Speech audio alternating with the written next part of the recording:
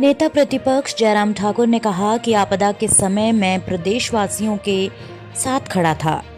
प्रदेश के कोने कोने में जाकर लोगों से मिला, उनका दुख दर्द बांटा, क्योंकि यही मेरा काम है। प्रदेश लोगों के साथ हमारा जीने मरने का साथ है।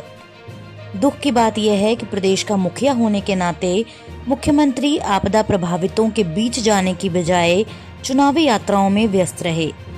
कई जगह ऐसी भी जहां पर एक साथ कई लोगों की मौत हुई, वहां तक मुख्यमंत्री अब तक नहीं गए हैं।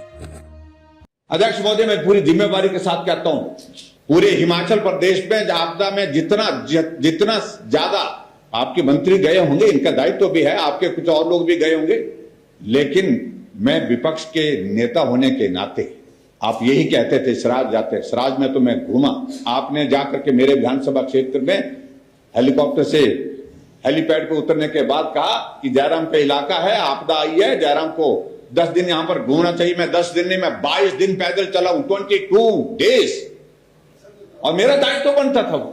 और उसके बाद आपदा अगर चंबा आई तो हम चंबा पहुंचे, भरमौर पहुंचे। आपदा अगर बिलासपुर में आई तो बिलासपुर पहुंचे, सुंदरनगर में लोग दब गए तो वहां पर पहुंचे, कसोब आदमी मर गए तो वहां पर पहुंचा, कुल्लू में, मनाली में लोग मर गए तो कुल्लू में वहां जाकर के पहुंचा।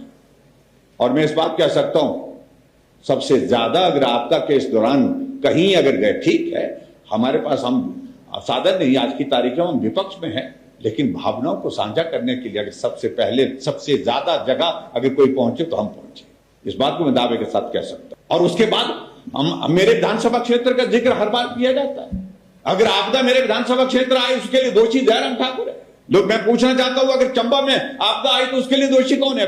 बिलासपुर में एक बस के ऊपर चट्टान गिर गई, 16 लोग वहां मौके पर मर गए, 4 अर्थियां एक घर से उठी, हम शमशान घाट तक गए, हम फ्यूनरल तक गए। आप कहीं बाहर थे, आप तो बिहार गए थे, वोट चोर गद्दी छोड़कर नारा लगा रखे, और हम जाकर के वहां पर बिलासपुर में जाकर के वहां पर फ्यूनरल में गए हुए थे। मेरा मंत्री थे, मैं इस बात को, मैं आपका जिक्र कर रहा हूं, मैं मेरी बात तो आपसे हो रही है, तो इसलिए अध्यक्ष महोदय, ये बातें हमको मत समझाइए। आप बाद में भी जा सकते, बाद में भी नहीं गए। जिन परिवारों के 4 सदस्य जो है, जिनकी चिता जली है परिवार के सामने, हमने देखा इस तरह का मंजर था जो दिल को दहलाने वाला था।